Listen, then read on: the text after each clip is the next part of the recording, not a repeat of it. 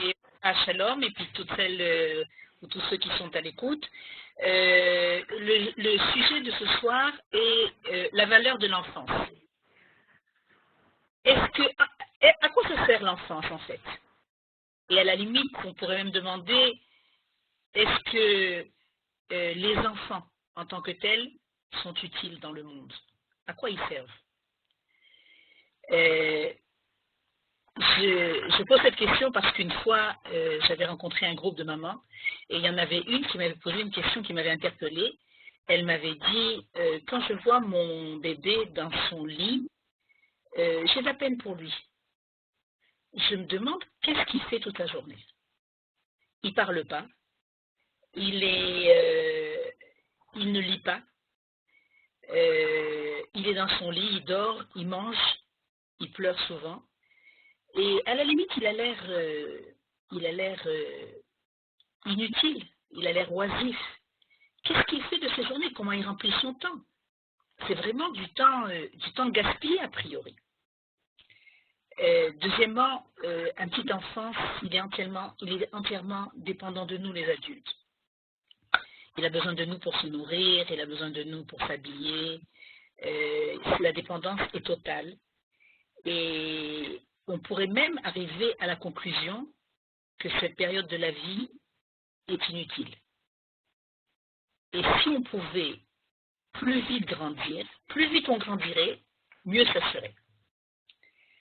Alors, pour confirmer cette pensée qui a l'air complètement absurde a priori, mais elle ne l'est pas tellement, puisque pas mal de gens de mon âge, ou peut-être même des plus jeunes, ont grandi sur une berceuse. Ceux qui viennent de France et de douce France, etc. Et cette berceuse, pour celles qui la connaissent, c'est Dodo Ninette. Je ne vais pas la chanter parce que ça ne sait pas de chanter. Mais les paroles sont ainsi: Dodo Ninette, Sainte Élisabeth, endormez-moi cet enfant jusqu'à l'âge de 20 ans. Quand 20 ans se marier, on ira la marier.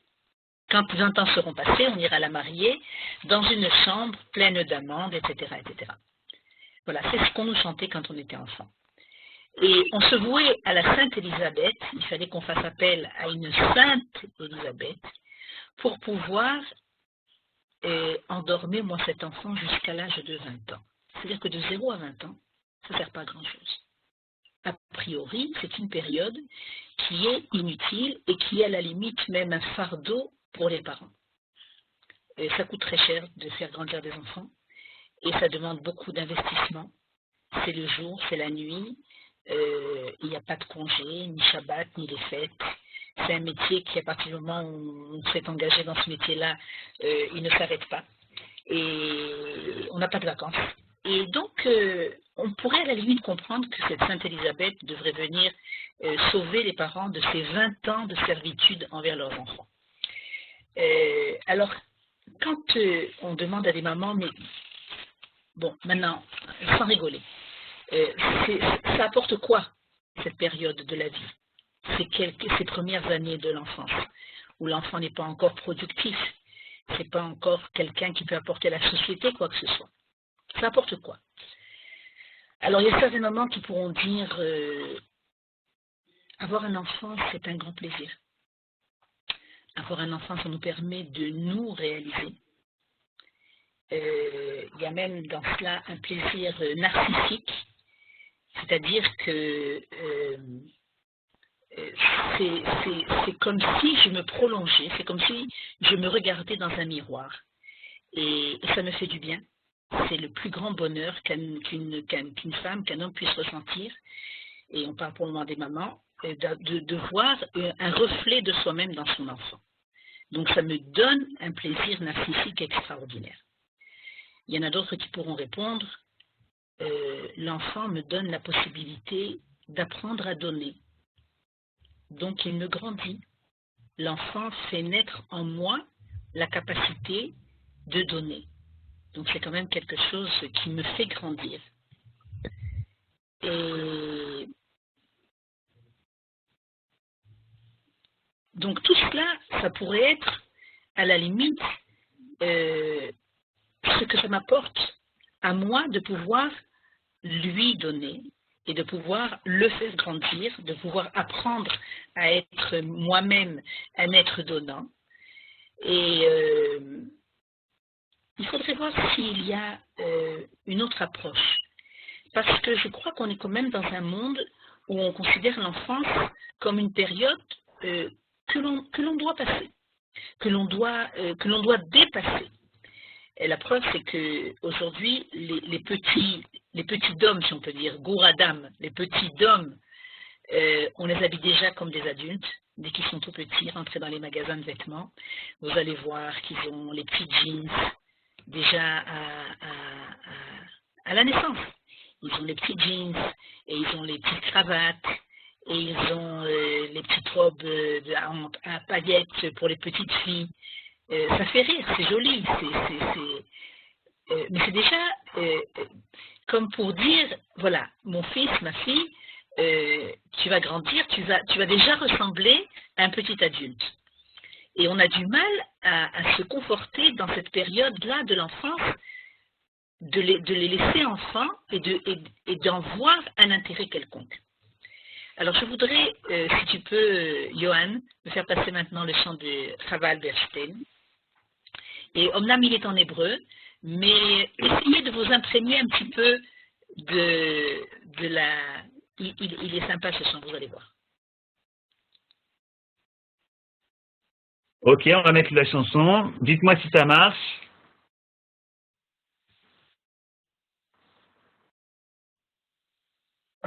Une seconde. Et vous voyez, vous entendez?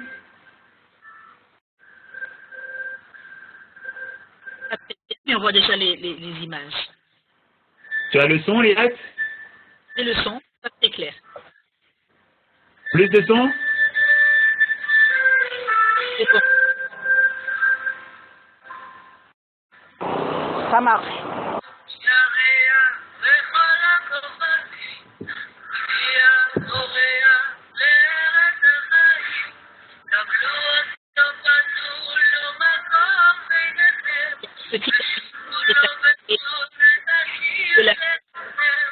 Et celui de la place. Et quand Baruch Haba,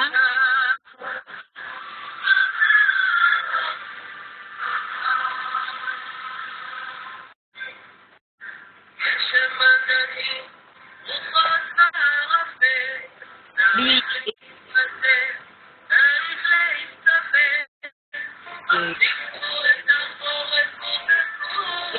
et pour pouvoir le recevoir, puissant Baruch Haba, Baruch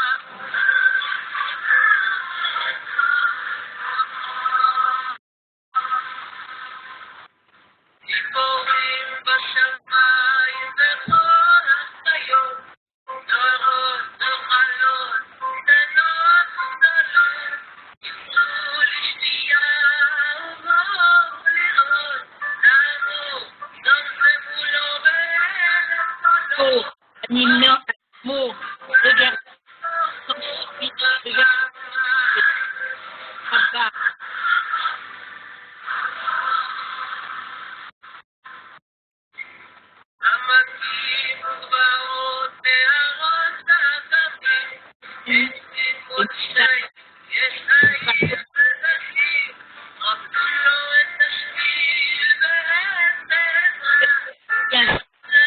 Verbe tous.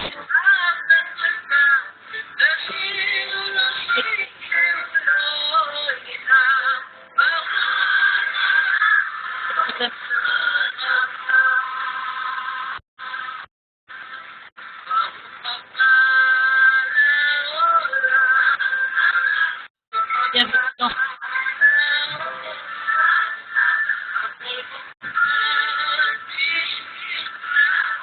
Et pour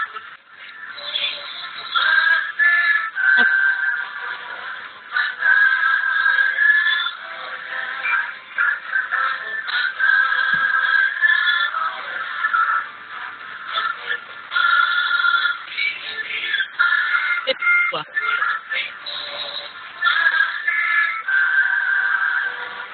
Quoi.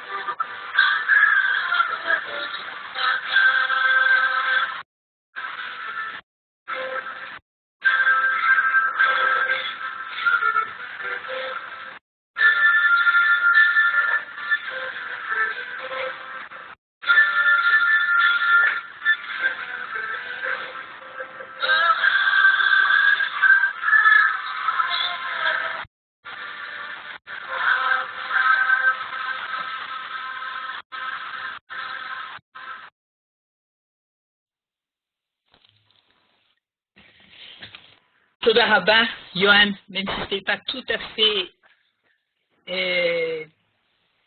on n'entend pas très bien, mais je crois que vous avez un petit peu touché du doigt ce chant qui est très touchant. Je vous conseille de le revoir sur YouTube. Chava Alberstein, Baruch Haba, à tête reposée et bien entendre les paroles. Il y a dans ce chant quelque chose de très touchant.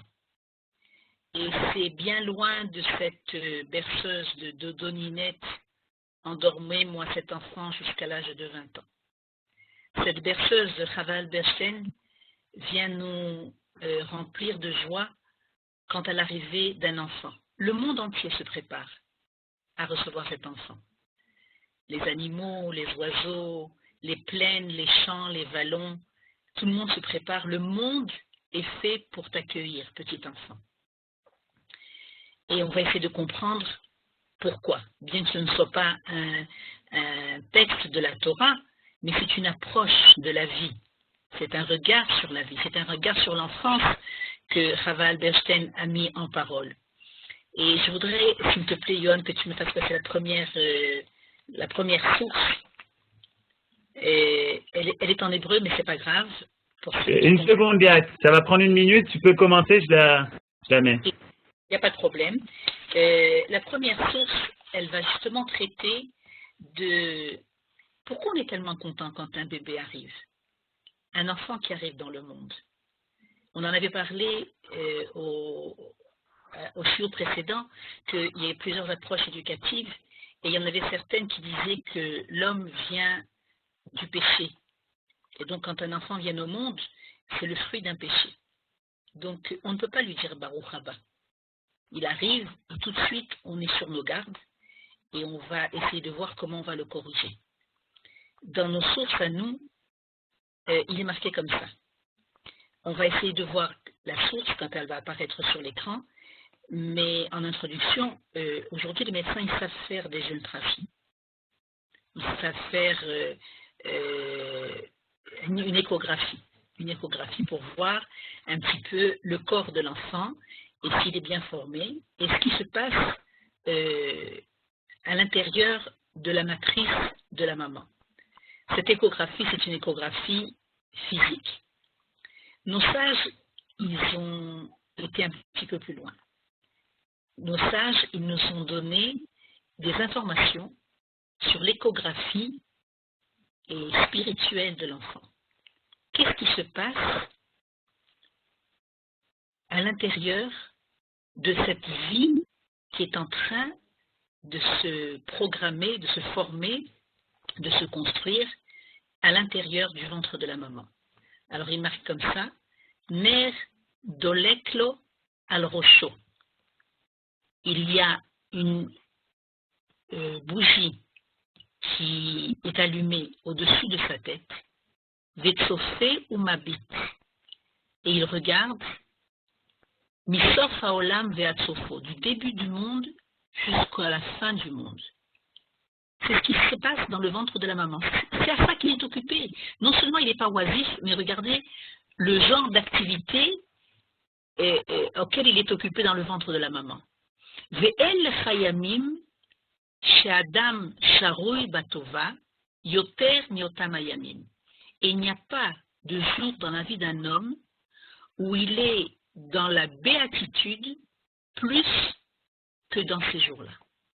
C'est-à-dire que pendant la grossesse, à l'intérieur, non seulement il n'est pas, chas de shalom, le fruit d'un péché, mais il est dans un monde qui est le meilleur des mondes. ומלמדים אותו כל התורה כולה, et on lui enseigne toute la Torah. וכיוון שבא לאוויר העולם, et dès qu'il va naître, bas malach, וסתרו על פיו.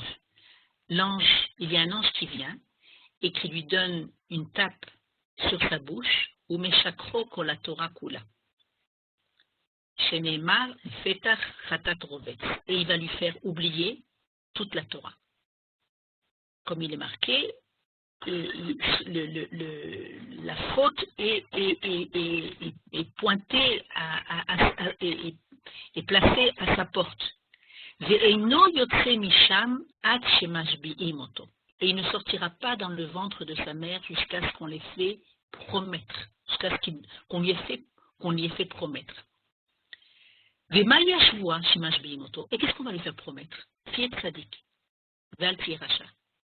Sois injuste et ne sois pas un méchant. ואפילו כל העולם כולו אומרים לך צדיק, אתה, אהיה בעיניך כרשע.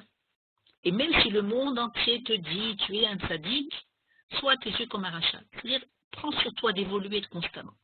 Veve yodea shakadosh baruchu tahor, et sache que l'Éternel est pur. Vemeshartav teorim, ses serviteurs sont purs, ce sont les parents. Veneshama shenatan decha tehorai, et l'âme qu'il a mise en toi est pure. Ça, c'est les grandes écoles, les hautes écoles dans laquelle l'enfant apprend avant de venir au monde. Il passe une longue période de 9 mois dans laquelle il va passer une formation, la formation la plus importante de sa vie et la plus enrichissante de sa vie. Et il ne sortira pas du ventre de sa maman jusqu'à ce qu'il ait appris cet enseignement. Et quand il arrive au monde, ce qui arrive au monde, c'est un petit ange. C'est un petit ange qui a eu un enseignement personnel de son créateur.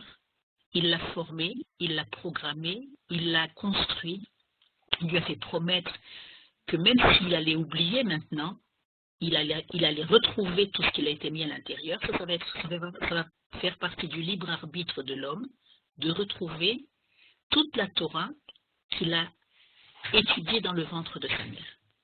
Donc, quand un enfant arrive au monde, le regard que nous avons sur l'enfance est un regard de comme si c'était quelqu'un qui venait d'un autre monde. Hier, j'étudiais avec des mamans, et il y a une maman qui m'a raconté une histoire tellement touchante.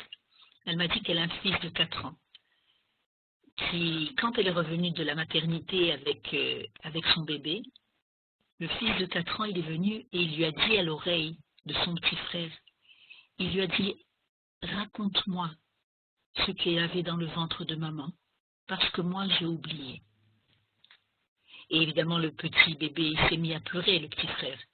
Alors il s'est énervé, le grand frère de 4 ans. Il a dit « Maman, il ne veut pas me raconter ce qu'il a dit, mais moi j'ai déjà tout oublié. » C'est-à-dire que l'enfant qui vient sur Terre, à chaque fois qu'il y a un enfant qui vient sur Terre, c'est à nouveau l'espoir de rencontrer la pureté qui descend sur Terre. Avec les années, on s'éloigne de ce moment-là. Plus les jours passent, plus les années passent, plus les obligations de la vie nous amènent à nous éloigner de ce moment de pureté parfaite dans laquelle on était dans le ventre de notre maman. Et chaque fois qu'un enfant arrive, ça nous rappelle le monde non seulement duquel on vient, mais auquel on aspire. Et là, je voudrais, s'il te plaît, Johan, que tu fasses passer la deuxième source, celle qui est en français, et qui s'appelle « La valeur de l'enfance ».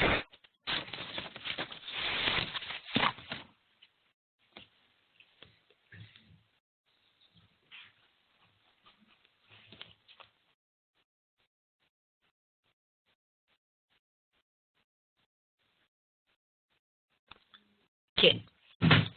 La valeur de l'enfance. En ce qui concerne l'enfance, on se posera toujours la même question. C'est un texte du Rav Kook qui est tiré de Mahamaré Araya, page 230. Erka Shela Yaldout, la valeur de l'enfance. En ce qui concerne l'enfance, on se posera toujours la même question. Comment la situer dans le cadre de l'éducation? Est-elle une préparation à la vie? Ou alors a-t-elle une valeur inestimable en soi?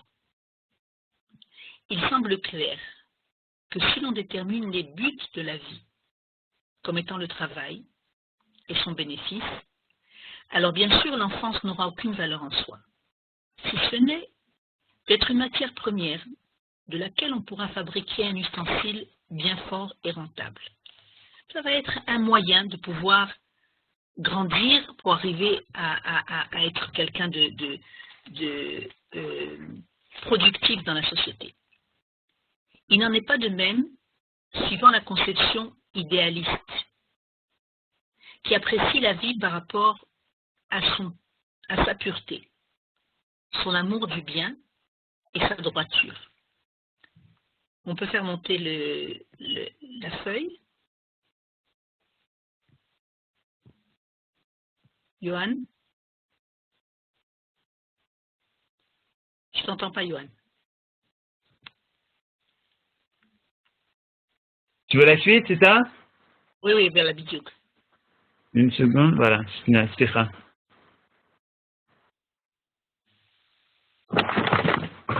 Non, il me manque un quête. Une seconde, je regarde s'il manque un.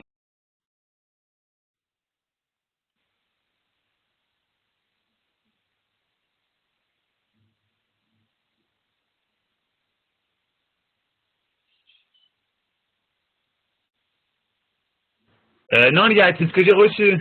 Oui, mais moi, ok, mais tu caches une partie de la, tu caches une partie de la feuille. Non, alors la feuille, on peut zoomer ou dézoomer sur la feuille. L'égaler et à la suite de la feuille, c'est ça. Ah, ok, donc, c'est-à-dire, donc moi je vais lire sur ma feuille, mais je crois que J'ai coupé la feuille en deux, c'est tout ce que j'ai fait. Ah, ok, c'est-à-dire, alors remets-moi le premier keta. Ok, donc, il n'en est pas de même, suivant la conception idéaliste qui apprécie la vie par rapport à sa pureté, son amour du bien et sa droiture. D'après cette conception, l'enfance aura non seulement une valeur en tant que préparation à la vie adulte, mais aussi comme une période de grande richesse en soi. Il se pourrait même qu'elle soit considérée comme la période la plus précieuse de la vie. Et il faudrait même travailler une vie entière pour pouvoir l'égaler. On va laisser pour le moment le deuxième question. C'est-à-dire, tu peux continuer? Je t'entends pas. Je t'entends pas, Johan. Je sais, Liat, un technique pour le cours d'après, Annie. Ok, Besséder, parce que comme je te vois, je ne sais pas si tu parles à moi ou pas. Ok, Besséder. Donc, la question, est-ce que Bémet, l'enfance, est-ce que c'est un moyen, c'est une période intermédiaire pour pouvoir permettre d'arriver à une vie adulte dans laquelle on va être quelqu'un de productif. Mon fils, tu seras médecin, ma fille, tu seras ingénieur, tu vas être un officier dans l'armée, tu vas être une mora à l'école. Finalement, on va voir de toi quelque chose qui va être productif dans la société. Et en attendant, il va falloir te faire grandir. Mais il n'y a pas quelque chose qui soit une valeur en soi.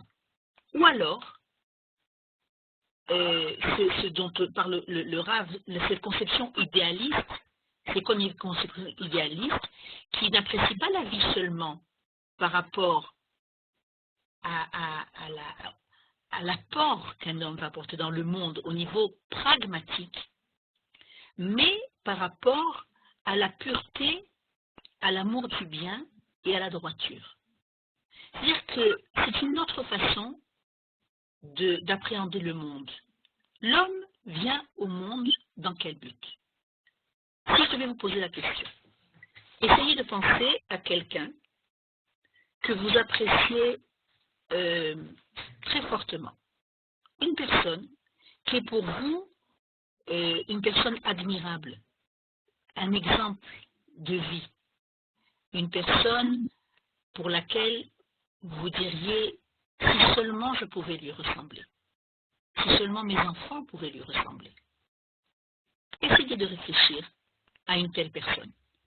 C'est une personne de votre entourage, c'est une personne de laquelle vous avez appris, que vous avez appris à connaître par des écrits, par des histoires, mais probablement quelqu'un que vous avez côtoyé.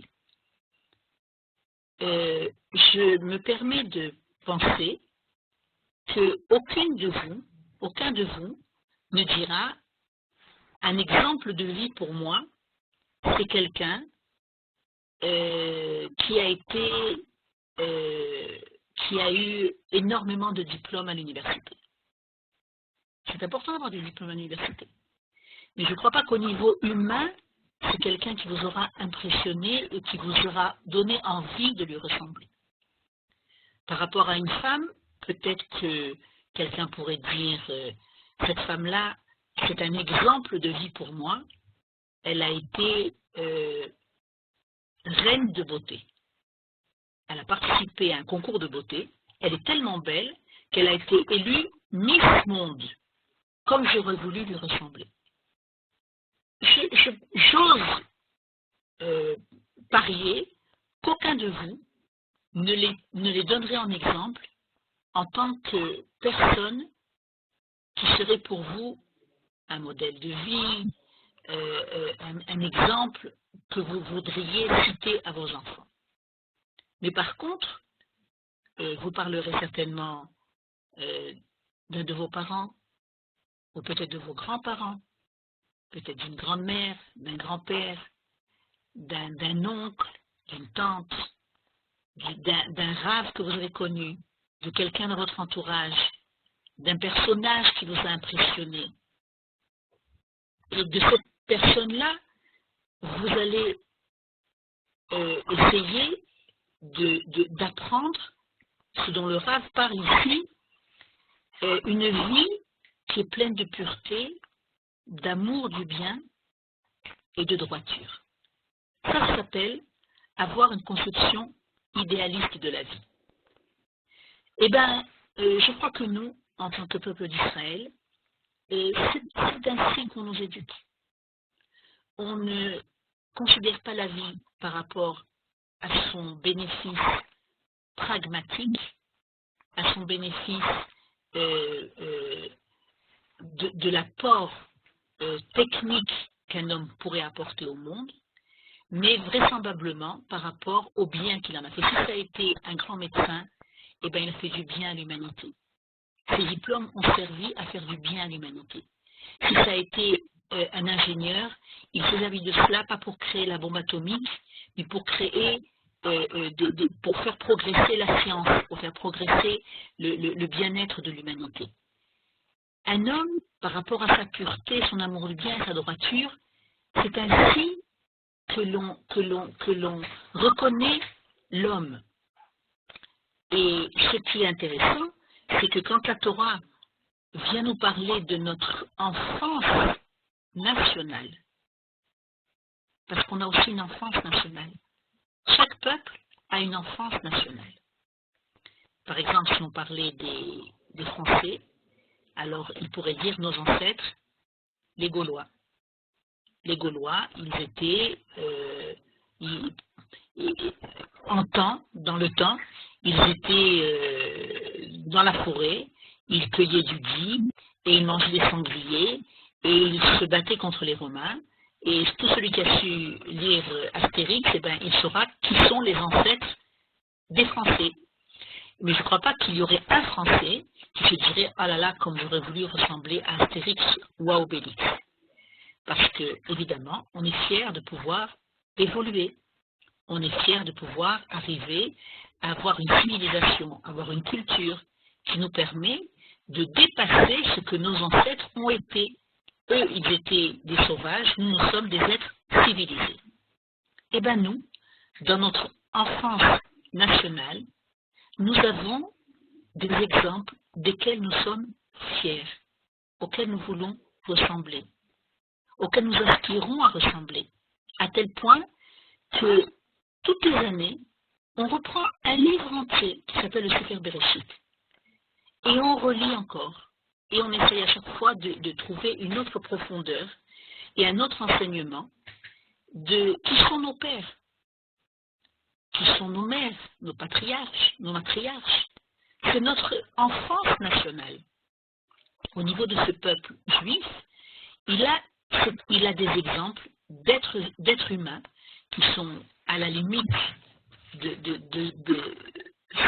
anges, mais qui sont des êtres humains, et qui sont pour nous des exemples d'humanité.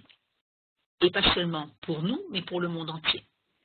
Et nous disons, à l'éveil, si seulement on pouvait arriver à ressembler à nos ancêtres. Non seulement on n'a pas honte de nos ancêtres, mais on aspire à leur ressembler. Et on sait que dans nos veines coule le même sang que nos patriarches et nos matriarches. Nous sommes leurs enfants.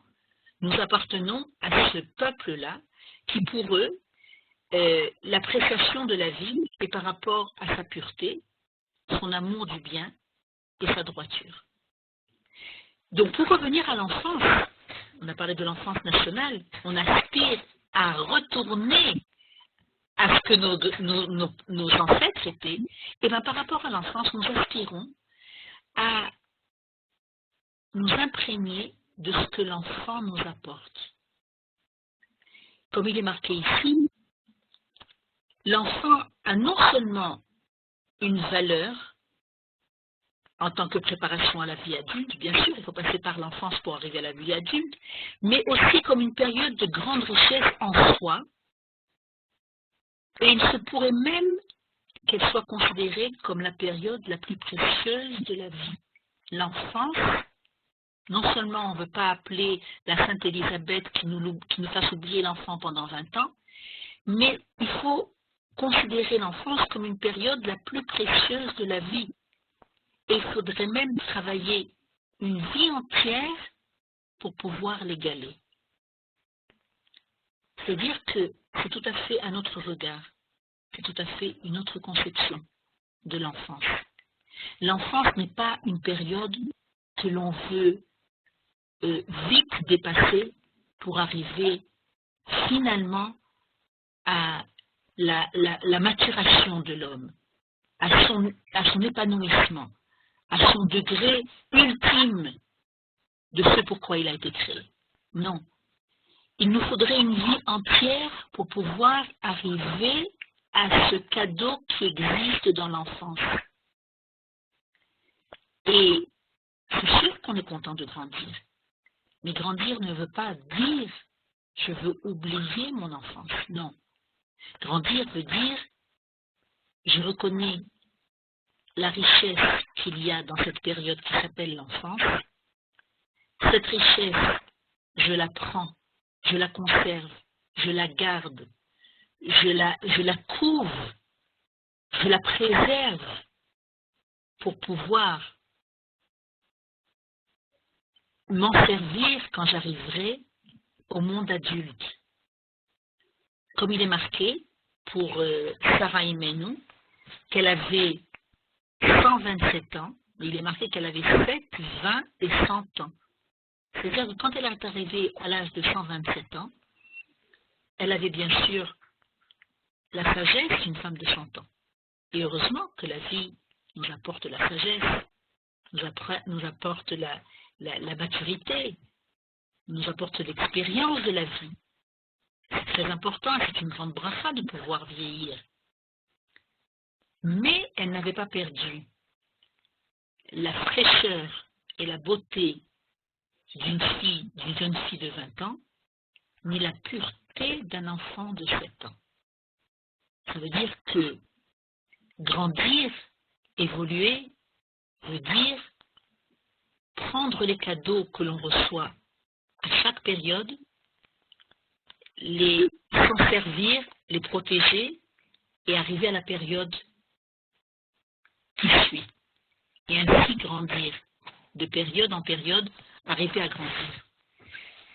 Donc, s'il te plaît, Johan, tu fais monter la dernière source.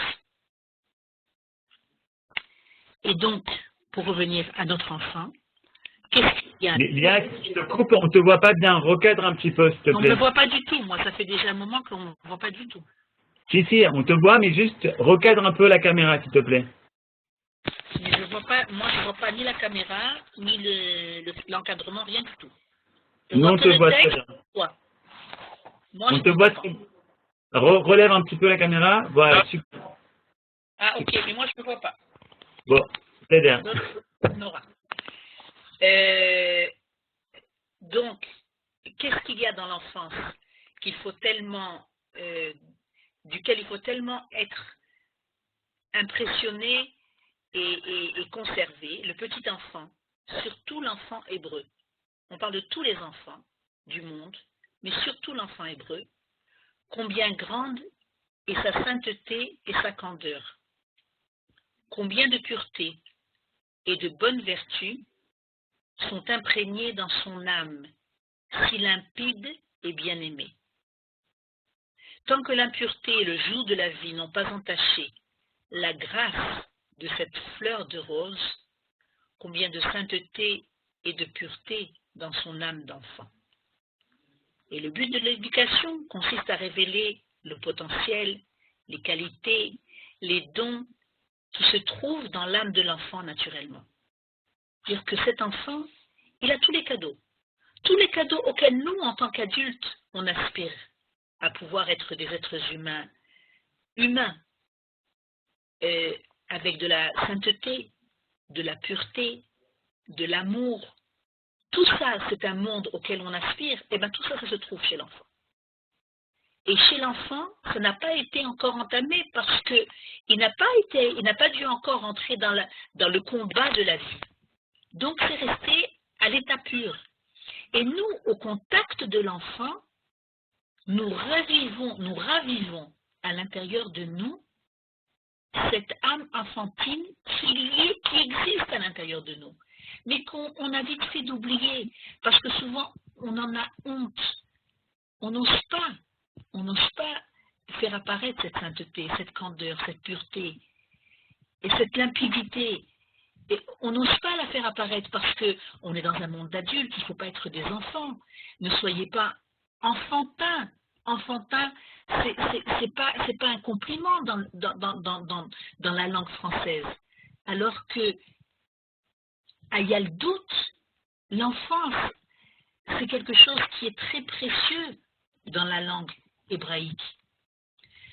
Maintenant, alors on pourrait se dire, c'est très beau, cette approche idéaliste, mais en fait, quand on regarde nos enfants, c'est pas toujours comme ça.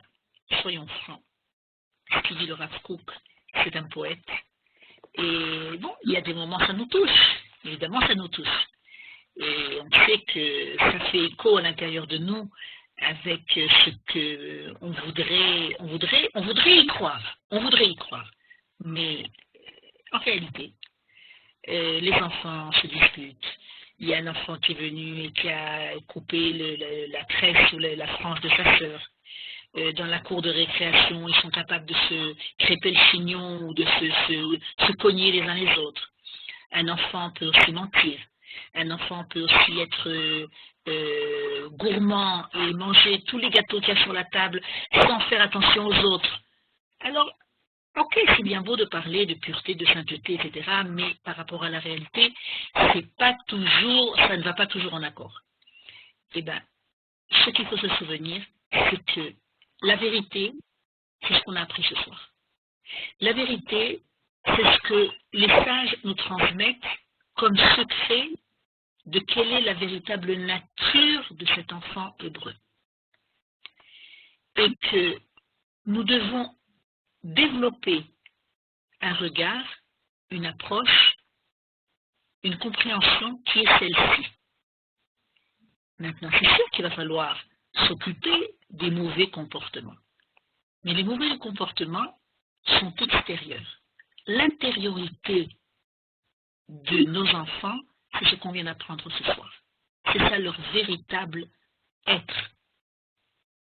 Et si on pouvait donner un exemple, on pourrait comparer cela à une chemise blanche. Votre enfant, il est sorti avec une chemise blanche.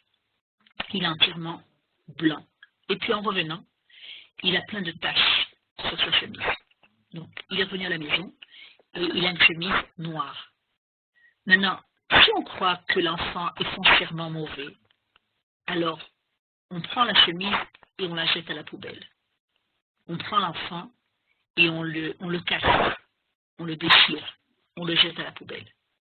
Mais si on sait que l'enfant est foncièrement, profondément pur, et que pour toutes sortes de raisons, et on va essayer au cours des rencontres, de nos rencontres, de toucher du doigt, bien sûr, comment réparer, comment réagir, la place de la punition, des limites, etc., on va en parler. Mais au niveau de notre approche éducative, de notre regard de parents, il ne faut pas oublier que c'est de cette profondeur-là que l'on parle. Alors, ce qu'on va faire, on va prendre la chemise, on va laver les taches. Il va falloir savoir toutes sortes de détergents. Avec quel détergent on lave telle tâche, pour ne pas que ça fasse un trou, pour ne pas que ça s'encrasse encore plus. Donc on va apprendre avec quel détergent laver les tâches. Mais pourquoi on lave les tâches? Parce qu'on sait que la chemise est blanche. Parce qu'on sait que l'enfant est entièrement pur à l'intérieur. Et cette conviction que l'on a, cette émouna que l'on a dans cette neshama qui est entièrement pure, c'est ça qui va permettre à l'enfant d'avoir une estime de soi telle qu'elle doit être, savoir se reconnaître en tant qu'enfant d'Abraham, Yitzhak, Yaakov et leurs femmes respectives. Je ne sais pas s'il y a des questions, je ne sais pas si quelqu'un peut poser des questions, en tout cas, moi j'ai fini. Toda Rabba Liat, un grand merci. C'est très intéressant, j'ai pas pu pousser malheureusement. Oprah et Rabot. Super, super. J'ai beaucoup apprécié. Merci beaucoup. Paul Tour. Toda Rabba Liat, on se retrouve tout de suite, si tu veux, Oprah. On a un cours, une nouvelle approche de la paracha avec le Rav Hillel Glaser. Peut-être vous connaissez de Korav Yaakov. Je reste branché comme ça, je fais rien d'autre. Ok. Toda Rabba beaucoup. Merci beaucoup. Et Shabbat Shalom. Shabbat Shalom.